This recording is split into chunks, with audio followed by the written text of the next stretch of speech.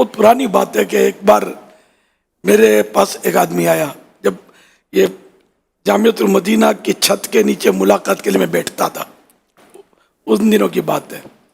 تو اس نے بولا کہ میرے پیر صاحب اب کہاں سے آتے ہیں یہ میں بھول گیا. پیر صاحب آتے ہیں ہمارے گھر پہ ٹھہرتے ہیں اور ہم پریشان ہو جاتے ہیں، بس آگے ٹھہر جاتے ہیں.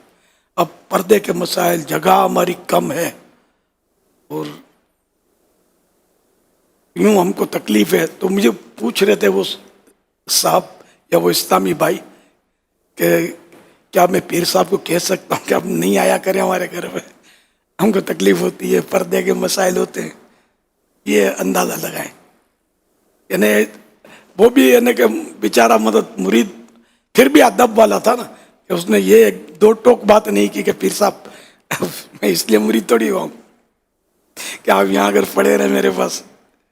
تو لیکن بیچارے نے مجھ سے پوچھا کہ میں کیا کروں ان کو.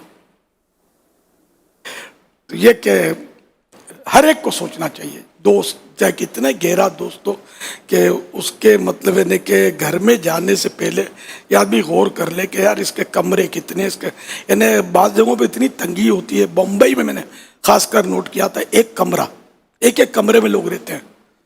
اور کسی کے گھر جیسے جائیں نا، تو جیسے گھر کی جو خاتون ہے اس کو کچن میں رہنا پڑے. یہ تجربے کی بات ہے. اتنا سا بھی گھر ہاں، اتنے سے کمرے میں، نہیں کمرہ نہیں، پورا گھر، پورا گھر ہو کچن بھی، اور مچان بناتے ہیں بیچارے رہنے کے لیے کہ کچھ اوپر سوئیں گے کچھ نیچے سوئیں گے. اب اس میں مہمان آ کے بیٹھ جائے، ہم جیسا چلا جاتے بیچارے نہ تو نہ پاڑے نا. اب وہ کیا کریں، کوئی کچن میں، کوئی واش روم میں عورت چھپی ہوئی ہے، اور اب وہ واش روم میں دعا بھی نہیں مانگ سکتی، اشارے میں ہوتا ہے، دل میں مانگتی ہو کہ یہ پیر صاحب کب تشریف لے جائیں گے کہ ہم ٹھنڈی ہوا میں آئیں. یہ سب چاہے پیر صاحب ہوں، چاہے استاد صاحب ہوں، چاہے امام صاحب ہوں، چاہے خطیب صاحب ہوں، جو بھی ہوں، سب کو سوچنا چاہیے کہ کسی کے گھر پہ جائیں تو 112 بار غور کر لیں کہ اس پر ہم بوجھ تو نہیں بن جائیں گے. اچھا، بعضوں کا گھر تنگ نہیں ہوتا، وہ دل تنگ ہوتا ہے. اس کو بھی سمجھنا ہے. گھر تو بہت بڑا ہے اس کا، اس میں وہ ہم رہ تو لیے، لیکن وہ ایک دم بیچارہ ریزرو ہو جاتا ہے اور آزمائش میں آ جاتا ہے. اس کی مصروفیت ایسی ہے، اس کے ٹائمنگ ایسے ہیں. اب وہ ظاہر ہے کوئی بھی مہمان آئے گا تو اس کو ٹائم بھی تو دینا پڑے گا نا. یہ تو ہے نہیں کہ مہمان کو بکری کی طرح یا مرغی کی طرح اس کو کمرہ دے دیا اور باہر سے بند کر دیا، عورتیں بھی آئیں جائیں اور یہ مہمان اندر پڑے رہیں اور کھانے کے ٹائم میں دروازہ کھلے اور روٹیاں ڈال دیں. ایسا تو نہیں ہوتا نا.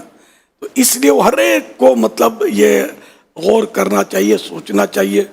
مہمان آتا ہے تو اپنا رزق لاتا ہے، اس کو کھلانا پلانا یہ بھی کار ثواب.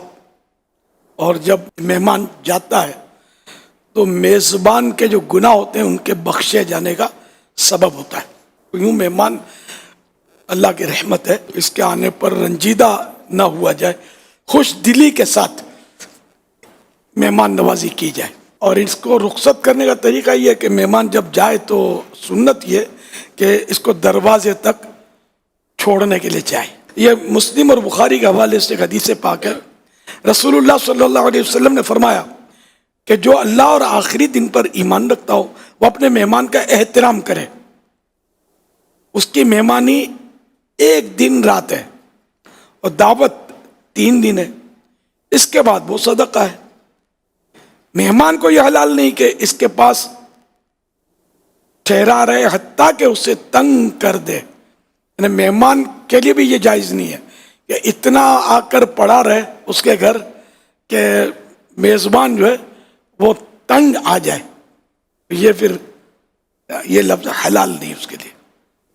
تو بعض اوقات ایسا ہوتا ہے کہ مہمان جاتا ہے، بار بار جاتا ہے نا، تو گھر کے افراد جو بولتے کچھ نہیں ہیں وہ اس کو ویلکم کریں گے، وہ ہنستا منہ بھی دیں گے مروت میں یا کسی وجہ سے، لیکن اندر سے وہ تنگ ہوتے ہیں.